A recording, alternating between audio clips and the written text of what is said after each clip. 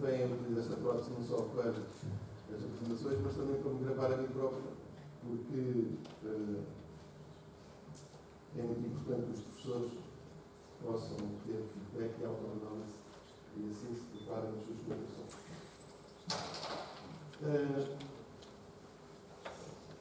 Eu vou tentar criticar uma perspectiva que os nomes aqui colocou de dentro. Tentar criticar a própria ideia de crise de identidade da educação. Eu acho, parece-me, na minha opinião, sujeito à vossa crítica, que a crise de identidade da educação física é em grande parte construída por nós. E é construída por partindo de um ponto de vista, pensando de um ponto, não só do ponto onde se está, mas do ponto onde se olha. E do reflexo que os outros dão de nós, como dizia o Paulo. Todos nós construímos a nossa personalidade, a nossa identidade, segundo a Via Valon, pelo reflexo que os outros dão de nós. E muito daquilo que é a crise de identidade do professor de educação física é um discurso, uma narrativa de autocomunização relativamente àquilo que desejaríamos que fosse o nosso estatuto e não vemos reconhecido, não vemos um conhecimento de olhar do ponto de vista em que somos olhados. E isso começa logo aqui. A crise de identidade da educação física está aqui. O único sítio onde está a educação física é no título no nome da Sociedade Portuguesa de Educação Física. Este congresso faz sem que a educação física faça parte dos temas principais. Há 40 anos ou 50 anos isso não seria possível. Seria um congresso de educação física. Mas isso comporta graves contradições. Se a educação física é só aquilo que se faz na escola, como muita gente diz, e sente, e pensa, ou se a educação física é tudo aquilo que corresponde à nossa área e que corresponde à identidade que integra todos os nossos campos profissionais e todo o racional teórico, epistemológico e prático. A contradição está até na própria Sociedade de Educação Física. Tem 3 colégios. O Colégio de Educação Física, o Colégio de Exercício e Saúde e o Colégio de Desporto. É uma visão anacrónica da educação física, é uma visão de um texto que vou buscar, dedicado ao professor Crespo. É um texto que eu peço muitas vezes aos meus alunos, agora já não tanto no meu cadeira de filosofia do professor Brás, que é o de 1964 do Instituto Nacional de Educação Física. O Instituto Nacional de Educação Física, em 1964, fez um curso de atualização para professores de Educação Física. O alto patrocínio do Ministério da Educação Nacional, integrado na Direção-Geral de Educação Física, Desporto e Ciências Escolar, e que tinha várias comunicações. Uma delas é a do professor Celestino Marques Pereira, que é a estrutura biopedagógica e orientação técnico-didática da lição de Educação Física.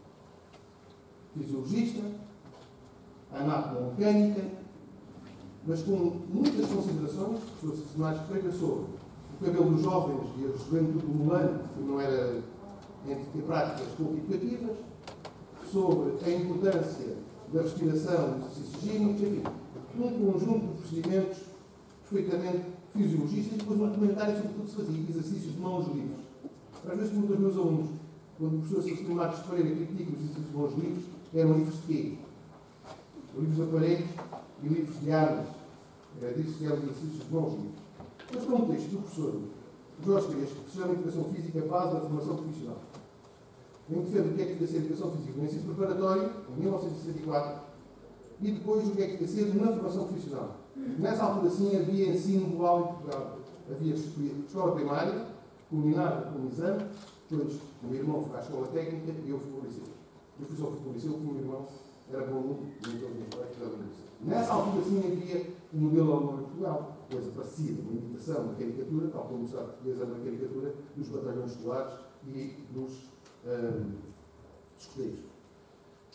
Nesta altura, também neste texto, nesta obra, do Boletim de Educação Física de 1964, tem um texto de José Maria Cascal, presidente da AIESEP, temos aqui uma das pessoas portuguesas, que é o único que fez a conferência Cascal na Associação de Escolas Superiores de Educação Física, fundada em Lisboa, e que morreu em 1902 num acidente de aviação, quando voava de Lisboa para Roma para o Congresso de Roma, da AIESEP, no sido substituído pelo secretário do professor Lucas Pereira. Nessa altura, tudo era aqui era educação física. Era a educação física, era o exercício profissional, era tudo, a educação física era tudo. Hoje, a educação física já não é quase nada. 40 anos depois da entrada da educação física na universidade, a educação física não se encontra como especialidade de doutoramento nas universidades. Com alguma honrosa exceção, por exemplo, no nosso caso, que não só de educação física e desportividade e educação física. Ou é uma especialidade do desporto, ou uma especialidade de outra coisa qualquer. Eu acho mesmo que é tempo deste ano, já tive isso entre nós, alguns colegas, de fazer a reentrada da educação física na universidade. O estatuto académico que é devido. Isto é, com catedráticos de educação física. Nós não temos catedráticos de educação física. Temos catedráticos de ciência de educação, e, portanto, somos um raminho de educação. Temos catedráticos de desporto, os que se dedicam ao desporto para os domínios para as escolas ou catedráticos de desporto na escola, ou somos catedráticos de ciências básicas da nutricidade, e, portanto, somos, portanto, pessoas que estão preocupadas com a educação física de base, de que Cargigal foi um importante mentor da formação. Portanto, o problema está aqui. O problema da crise de identidade está aqui. Onde é que está a minha educação física? Está no nome da disciplina escolar e está no nome anacrónico, o professor Pérez que ensinava, que o anacronismo é o grande problema, a grande doença das ciências sociais, está no nome da Sociedade de Educação Física porque mantém-se o nome que já não corresponde senão àquilo que é a educação física da escola.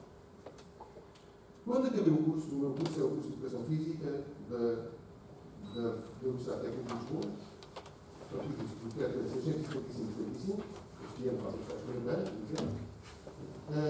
No final, eu tive uma cadeira de 5 anos, a única cadeira que tive de Educação Física era do 5 anos. E chama-se Educação Física Escolar. O meu professor foi o professor Pedro da Costa e o professor Segredo. Em 79 também são publicados na lei as especialidades de doutoramento do ISEF de Lisboa. Uma delas é a Educação Física Escolar. Chama-se Educação Física Escolar. Logo aqui, houve uma discussão na disciplina de Educação Física Escolar em 79 e 80. Se a Educação Física era escolar, porque havia uma Educação Física que não era escolar. Se era preciso chamar escolar a Educação Física na escola, é porque havia uma Educação Física que não era na escola. Nós, no cadeira do professor Pedro da Costa e do professor Segredo da Silva, nós tínhamos que fazer um trabalho de grupo. Vários trabalhos, um deles é o trabalho. E eu pus ao grupo, éramos assim, o Fernando Neves, a Graça Santos, o Feliz de Souza e o Mota Moreira, fizéssemos um estudo sobre se os professores de Educação Física e a população em geral consideravam que a Educação Física era a mesma coisa. E a nossa hipótese era que todos os professores de Educação Física era um campo de especialidade muito vasto, integrado, inclusive termos disponível, a formação disponível, era todo o nosso curso, e para a população em geral, para o cidadão comum, a Educação Física era só a Educação Física na escola.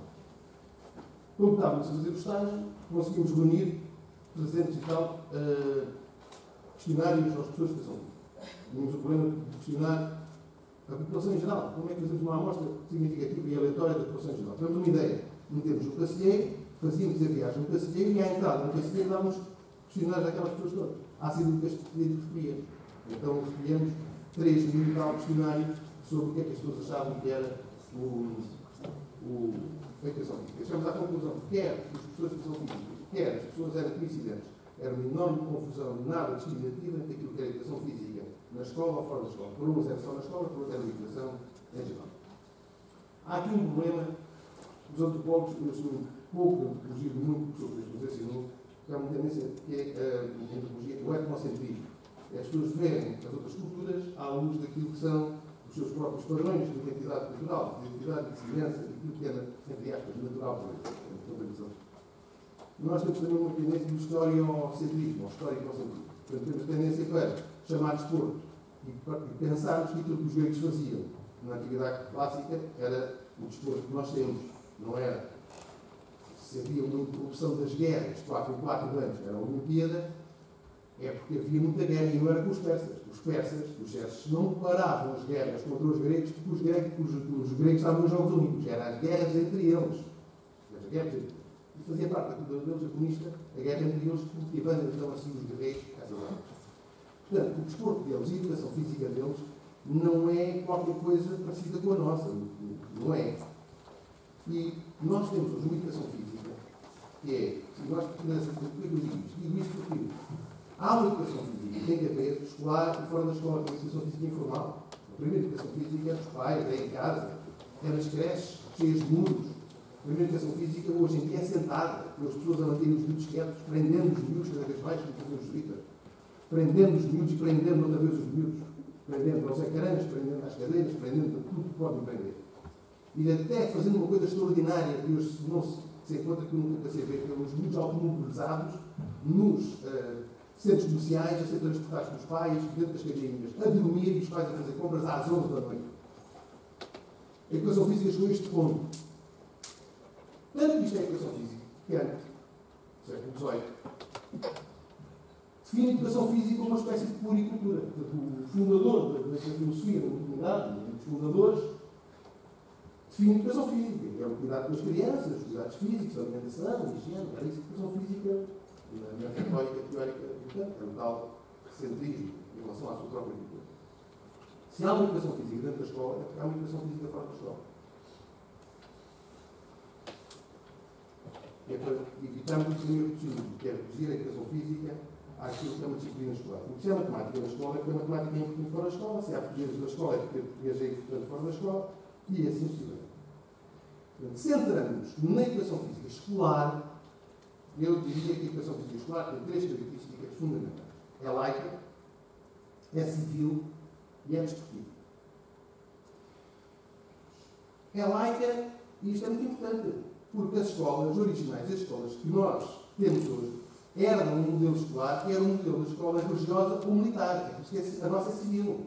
As escolas, até o século XIX, ou eram religiosas ou eram militares. E depois, as escolas militares, não as escolas religiosas, na Inglaterra, inventaram a educação física de desporto. É a ideia do jogo, depois o game, nós não temos isso. Os ingleses dizem play, game and sport. Inventaram o desporto como meio de educação física. Houve duas maneiras. Há um autor, um inglês, que fala sobre o atleticismo, que explica uma coisa extraordinária. Na Batalha de Waterloo, Napoleão perdeu o Wellington. E um comentário que se fazia nessa altura é que os franceses e os ingleses, que os franceses começaram a perder a batalha. Aliás, um homem que Ivan de Portugal, dizia que os franceses perderam a batalha nos campos de Eton e Oxford. Porquê? O que é isto militar? O que é que Waterloo, os franceses perderam a batalha de Waterloo, em Bélgica, contra os ingleses, os aliados ingleses, nos campos de Eton e Oxford? Porque todas as escolas, nessa altura, eram escolas de elites e para homens militares. E todos tinham educação física. Só que a educação física alemã e francesa era como os jardins franceses e alemães, geométricos, com exercícios de ordem unida, para a cavalaria com a dressage e para a infantaria com o atletismo, lançamento de disco, exercícios de corrida e de ordem de exercitação, de ordem unida. Os ingleses eram uns confusos. Pegaram os jogos tradicionais, que eram todos jogos de luta, eram jogos tradicionais de combate em campo, o American Cover Country, e sistematizaram e fizeram reduções sucessivas do rugby até ao ponto de fazer um futebol, um soccer, depois foi para a América, e quando não era possível fazer rugby nem soccer na neve, John Naismith, James Naismith, inventou o basquetebol. Quer dizer, quem inventou o desporto? Não foi porque havia desporto fora da escola. Sim, havia desporto fora da escola, que era esse deporte, era o esporte, era a criação ativa dos ingleses. Os ingleses pegaram isso e puseram dentro da educação física escolar, dos colégios ingleses, onde se formavam as elites, foram as elites militares e construíram o Império Inglês e depois levaram os esportes como modelo mundial. Porque o sol nunca se punha no Império da Rainha Vitória, que era alemã, mas não interessa. Portanto, a Rainha Vitória tinha esse Império que o pessoal nunca se punha. Quem é que fazia o Império? Os formados diplomados nos colleges ingleses tinham uma tendência educativa que eles chamavam de atleticismo, que era o desporto. Um jogo desportivo, sistemático, com um treino de espírito de grupo, de estratégia, de companheirismo e de formação de elites pela competição e pela oposição. Os jesuítas faziam debates permanentes nos colégios. Os ingleses faziam jogos toda a hora, em todo o campus do internato, em que o jovem da elite inglesa fazia. Esse modelo apaixonou o Pierre de Coubertin. E Pierre de Coubertin faz os Jogos Olímpicos porque, claramente, se apaixonou e admirava o atleticismo, a educação física e desportiva inglesa. Isso foi o generou isso. Hoje em dia, nós vemos a coisa ao contrário. Vemos como que há desporto na escola que existe na sociedade. Não. Sim, não. Mas o desporto foi sistematizado a partir de jogos tradicionais, o que nós estamos na história de duas vidas. E devem dizer, os especialistas supõem uma, pela via da codificação escolar e outra, pela via da codificação das apostas. E hoje continua a ser assim. Porque para haver apostas é preciso que hajam regras claras que definem quem ganha. E o desporto sempre foi, já era na atividade clássica, um sustento para as apostas e um sustento para a educação. Portanto, tem essas duas linhas. Uma via perversa, os não jogos, desgraças, e tem uma via educativa, de redenção, joga, para revelar e para crescer e para desenvolver. Portanto, a nossa escola é uma escola laica, não é religiosa, é civil e é desportiva. E sendo desportiva, a educação física é desportiva. E sendo desportiva, a educação física tem valores. Ora, os valores justificam sempre qualquer coisa em termos transcendentais. E não é qualquer coisa que é transcende a coisa que é definida. O que é que justifica hoje a educação física? Que valores é que, não sendo encontrados internamente na educação física, justifica a educação física? Três valores. Temos três Cs. A compensação, o civismo e a competição. Julgo que estes são os três valores que hoje em dia fazem parte da ideologia da educação física e desportiva. A compensação, o civismo e a competição. A compensação relativamente à inatividade, relativamente ao individualismo, relativamente ao intelectualismo. A escola hoje é profundamente intelectualizada porque o trabalho e o rendimento das pessoas dependem muito da nossa ideologia, da nossa forma de viver, das qualidades intelectuais. É difícil. E da escrita. António Teodoro, se cumprimentou ontem, escreveu. A escola e a escrita estão indissoluvelmente ligadas. É verdade. A escola católica não é uma escola de escrita. A escola dos judeus é. A escola dos árabes é uma escola de escrita. A madraça é uma escola de escrita. Isto os árabes foram os grandes comerciantes até o século XV e XVI. Por isso que os judeus sempre foram os grandes mercadores. Porque tinham uma língua que ninguém percebia e eles escreviam e iam à escola. Os miúdos iam todos à escola. Foi assim que os protestantes criaram, no perspectiva de Max Weber, através da escola, também a sua estrutura social do capitalismo. Porque as pessoas aprendiam a ler e escrever e queriam fazer comércio. Não estavam dependentes. É por isso que eles tinham a missa na língua deles e nós todos, os catequistas com mais de 50 anos, a gente ficava a missa em latim. Eu ia à missa em latim. Enquanto há 200 anos, 300 anos, os estudos do Norte Europa e na América, a missa em inglês, mas precisamente. Portanto, a escola e a escrita estão estruturalmente ligados. Eles queriam uma descompensação. Os miúdos não podem escrever e fazer contas a correr e saltar. Portanto, é uma escola parada, é uma escola sentada, é uma escola de inatividade. Não é do sedentarismo. Nós somos todos nómadas. Nómadas inativos. Eu não gosto da palavra sedentarismo. Digo isso aos meus alunos, percebo perfeitamente, utilizando a palavra sedentarismo. Mas nós não somos sedentários, nós somos nómadas. Eu já fiz 60 km, 80 km, 40 km, 80 km, e voltamos a fazê-lo. Todos sentadinhos. Todos sentadinhos, o mais apertadinhos possível. Portanto, a sociedade da inatividade, do império dos sentados, a sociedade do intelectualismo, da competência intelectual, e a sociedade do individualismo, da competição, a toda a prova, os três I's, criam uma educação física e uma escola compensatória em relação à saúde, os problemas de saúde que cria, uma escola compensatória em termos civis para compensar o individualismo e uma escola, uma escola competitiva para compensar precisamente esse individualismo e dar expressão aos objetivos desse individualismo, que é superar os outros, ser melhor que os outros, entrar em concorrência com os outros e entrar no comércio das pessoas. Há ou não neste quadro, que é a minha visão, do meu ponto de vista, um projeto de educação física? Há um projeto de educação física. E esse é um projeto que, para ser percebido, tem que atacar diretamente os conceitos de que nós somos críticos. Nessa obra, já Maria Cajal, que eu referi, do curso de atualização de professores de educação física, de 1964 a 40 anos, António Lobo diz que a nossa sociedade muda de 40 em 40 anos. Há 40 anos, estou a entrar em 2007, esta aqui é de 50 anos, este trabalho de Pérez Gigal. Então, já o ensino preparatório estava a começar, e o trabalho do professor Pedro sobre educação física no ensino preparatório e no ensino profissional refere-se isso, e Pérez Gigal sobre a filosofia da atividade da educação física faz este boneco.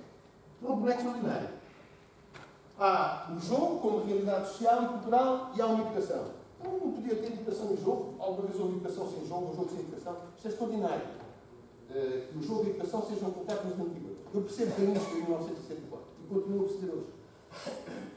Julgo que todos percebemos. Depois há uma educação física, está do lado da educação, do desporto do lado do jogo. Esta narrativa é um bocadinho incompreensível. Não a vejo assim, não consigo ver. Desde que o desporto nasceu na educação física inglesa. O que é que ela é posta em contraponto? E depois não vem na interseção entre a educação física e desporto estará então a educação física e desporto. Não está aqui uma curva do exercício e saúde, porque se tivesse, o nosso modelo mental estava completo. Colégio de desporto, colégio de educação física e depois um colégio de exercício e saúde. Mas, no curso deste boneco, a educação física, em 97, para Len Almond, já tem 4 áreas. A dança, o desporto, a aventura e as formas individuais de exercício. Lá está. Uma visão que alguns dizem ser totalitária da educação física. E a educação física quer abranger tudo. Sim, mas eu aí respondo. Então, e a universidade humana não quer abranger tudo? Tudo é a universidade humana. Então, e o desporto não quer abranger tudo? Tudo é desporto. Para os do desporto, tudo é desporto. Sim, mas para os de economia, tudo também é economia. E para os da cultura, da antropologia, tudo é cultura. E para os políticos, tudo é política. Quem é que tem razão? Todos têm razão. Tudo é político. Claro que tudo é político. Então, na sociedade humana, o que é político? O que é que não é o jogo de interesses que representam o bem comum? A política é só isso e é sempre isso. É um jogo de interesses que representa diferentes visões de bem comum. Nenhum político diz, não, a minha fação política é para eu prejudicar os outros todos, para eu enriquecer e melhorar a minha vida à vossa custa. Nenhum político diz isso. Isto é o bem comum. E o outro diz, não, o bem comum é nesta via. São diferentes pontos de vista de todos. É um jogo de interesses do bem comum. Política é, portanto, tudo. Sim, economia. Tudo é economia. O que é que pode ser economia? Há alguma coisa que possa não ser economia, riqueza, produção, brand, troca, comércio? Pode. Tudo é cultura. Há alguma coisa que não seja cultura? Representações, funções, crenças, características que marcam a nossa identidade no mundo, no momento e no espaço e na comunidade. Tudo é cultura. Só que cultura não é tudo. Política, convém dizer aos políticos que política não é tudo. E convém dizer aos economistas, então, que economia não é tudo. Convém dizer que sim, tudo é educação, mas convém dizer aos educadores que educação não é tudo. Esses são os fundamentalistas. Os verdadeiros e fundamentalistas para aquilo. Não só tudo é desporto, mas desporto é tudo. Os verdadeiros fundamentalistas são aqueles que não só sabem bem, que tudo é economia, mas acham também que tudo é economia é tudo. Não, economia não é tudo. Há mais coisas da vida. Há a vida fora da economia, da educação, do desporto, da saúde, do amor, da poesia. Há a vida fora disso. E, portanto, nessa perspectiva relativista, assumindo, portanto, que é sempre uma visão parcial daquela que nós podemos ter, que a vida vista de um ponto é o ponto em que nós estamos e o ponto que nós conseguimos ver. Numa realidade que está em mudança e nós também. Prende-se com este problema, prende-se com este problema da saúde, o que o Gomes aqui trouxe, e depois do desporto e da carta da cabeça. Vamos às definições formais. Vejam bem. Na definição da Organização Mundial de Saúde, isto é para introduzir o tema do reducionismo que está aí na resumo da definição para avançar na parte final. Eu tenho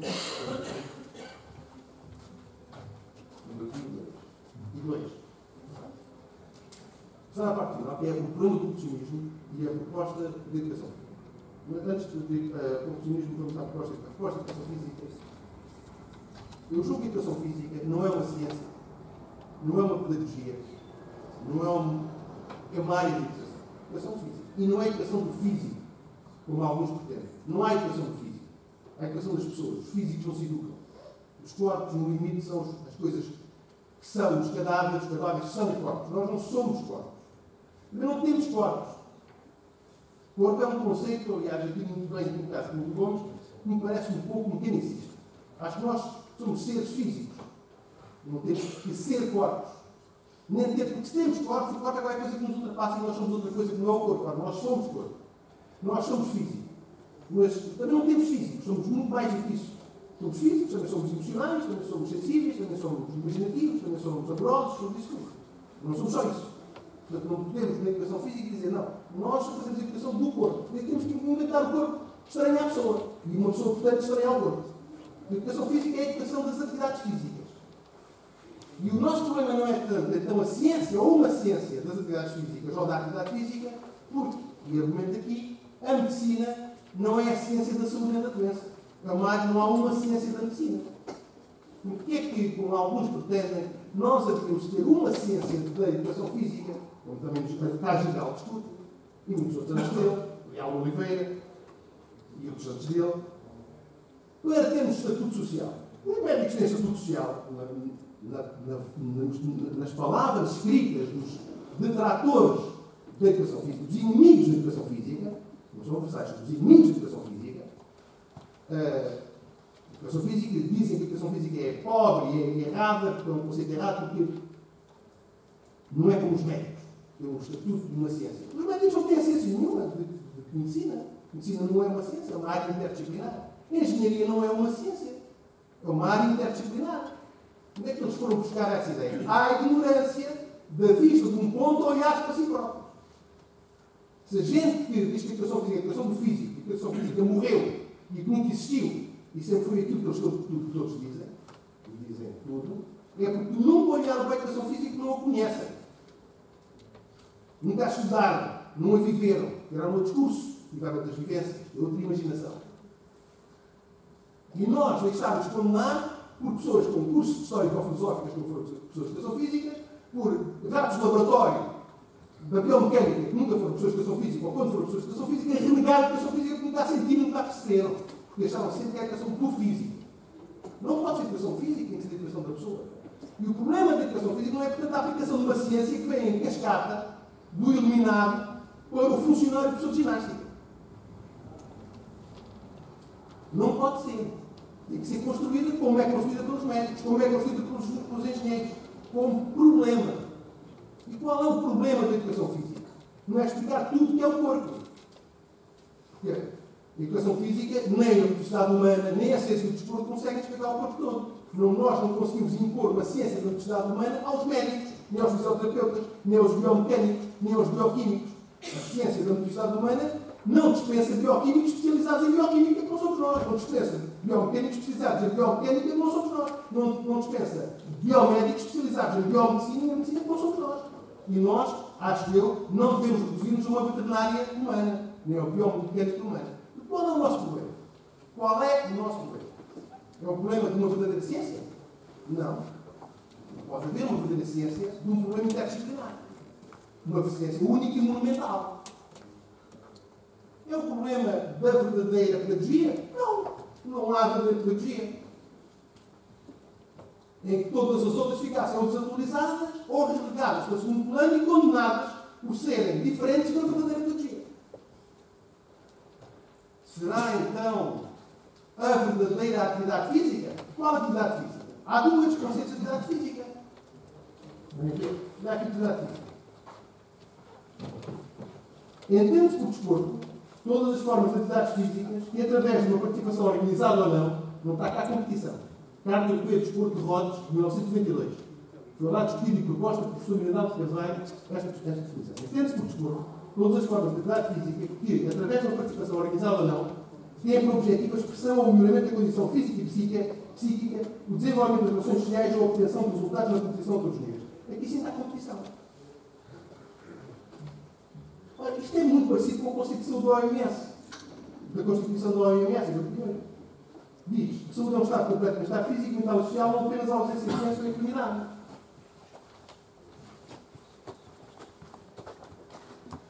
São definições totais. São definições impossíveis. São definições de conveniência.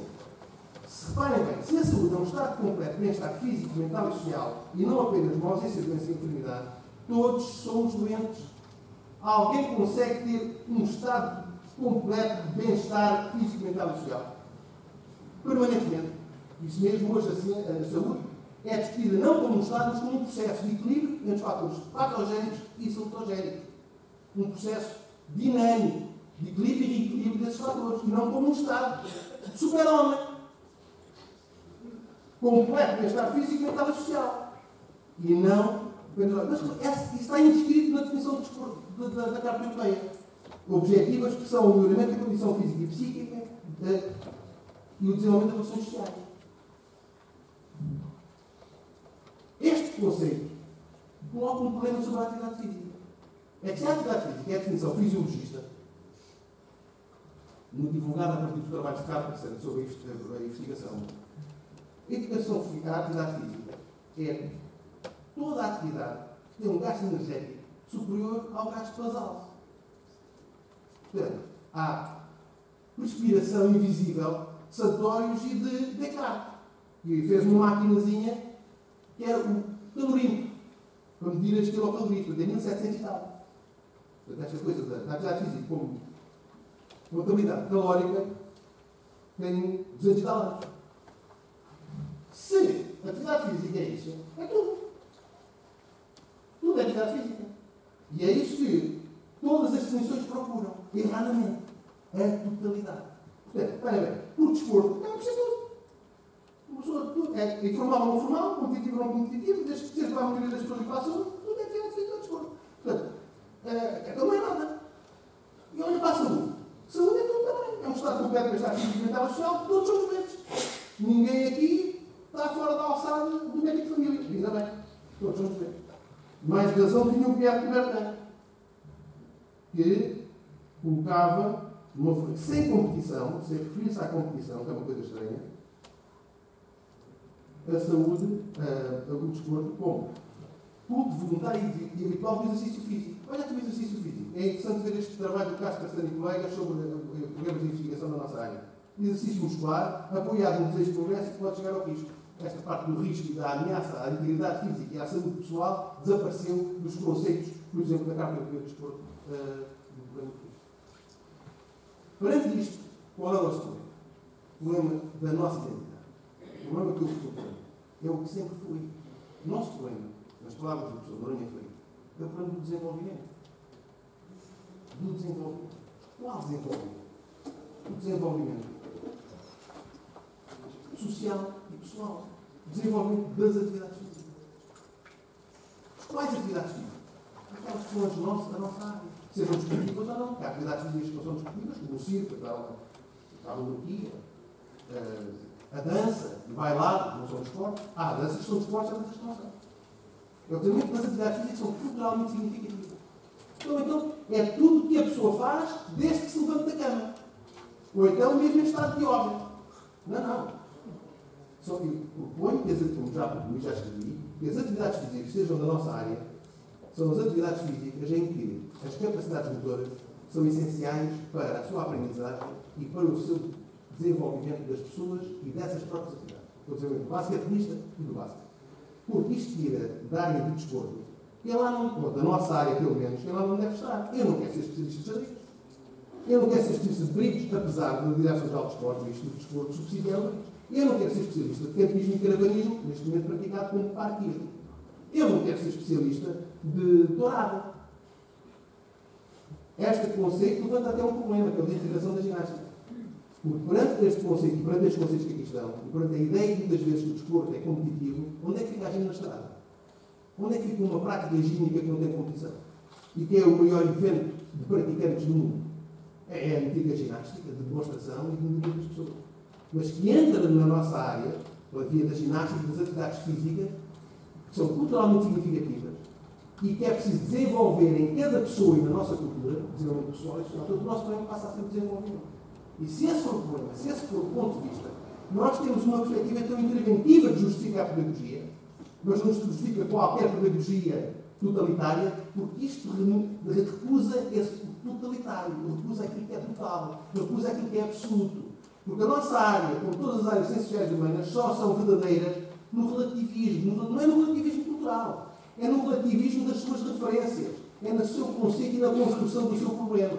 Se o nosso problema for o problema do desenvolvimento das atividades físicas, é que podemos integrar harmoniosamente o desporto dentro da educação física, apesar dos muitos não serem desportistas, o desporto na educação, apesar dos miúdos que jogam futebol aos 4 anos e pelo Benfica aos 4 anos a fazer futebol, não estarem a ser orientados por educadores de infância, podemos integrar o exercício de saúde, podemos integrar a colaboração com os médicos com uma voz própria.